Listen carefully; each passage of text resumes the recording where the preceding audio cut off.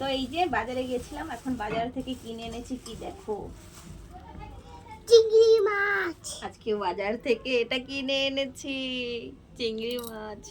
চিংড়ি মাছ। চিংড়ি মাছ সোনাকে দেখা, চিংড়ি মাছ। চিংড়ি মাছ তুমি ভালো খাও? মা দেখো না, এই দেখো, ও ও ও ওটা মাটি আছে। তাই ঠিক আছে, তো দেখো এইখানে এই যে চিংড়ি মাছ নিয়ে এসেছি। এখন চিংড়ি মাছগুলো কাটবো ভালোভাবে, কেটে তারপরে রান্না করবো, আর রেসিপিটা তোমাদের সঙ্গে আজকে শেয়ার করবো। তো চলো কেটে নিই। আর চলো কেটে দিই। Hello guys, good morning. কেমন আছো তোমরা সবাই? আশা করি ভালো আছো, আর আমরাও কিন্তু খুব ভালো আছি।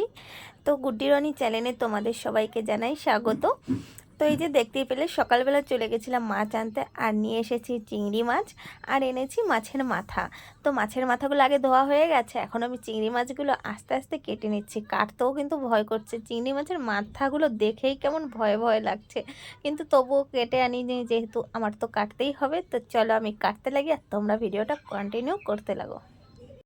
ঠিক আছে, মাছ কেটে আমি ঘরে নিয়ে এসেছি, এখন করবো আমি মশলা। তো এই যে এখানে মশলা দেখো পুরো রেডি আমার। এখন এগুলোকে পিষবো এক এক করে। রসুন আছে, শুকনো লঙ্কা আছে, আদা আছে, তেজপাতা, জিরে, আর একটা গোটা টমেটো, আর আছে একটা পেঁয়াজ। তো চলো এগুলোকে পিষে নিই। এই যে মাছগুলোকে লবণ হলুদ লাগিয়ে নিয়েছি, আর এখন এই যে তেল দিয়েছি, তেলে কটা মাছ ভেজেছি আগে, তারপর এখন এই চিংড়ি মাছগুলো ভেজে নেব।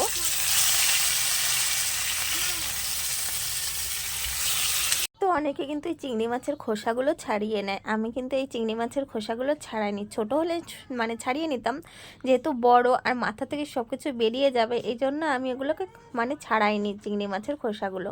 আর মধ্যেখান থেকে একটু ছাড়িয়ে ছাড়িয়ে আমি মধ্যেখানে যে নোংরাটা থাকে সেটা আমি বের করে নিয়েছি। তেল দিয়ে দিয়েছি, তেজপাতা আর একটু জিরে ফোড়ন দিয়ে নিচ্ছি আমি। এখন পেঁয়াজগুলো আমি দিয়ে দেবো তেলের মধ্যে, দিয়ে হালকা হালকা ভেজে নেব। দেখেছো পেঁয়াজগুলোকে আমি পুরো কুচাইনি, পেঁয়াজ ফালি ফালি করে দিয়েছি। এখন একটু ভালোভাবে নাড়িয়ে নেব, নাড়িয়ে চাড়িয়ে হালকা ভেজে নেব। তারপরে এই যে মশলাটাও করা হয়ে গেছে, তারপরে আমি এর মধ্যে মশলাটা দেব।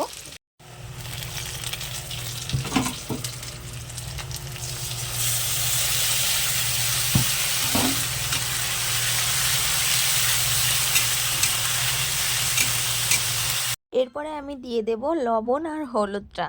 তো মানে লবণ হলুদ তোমাদের পরিমাণ মতো দিও, আমি আমার পরিমাণ মতোই দিচ্ছি। তো এখন সব কিছু দিয়ে ভালোভাবে এটাকে ভেজে নেব।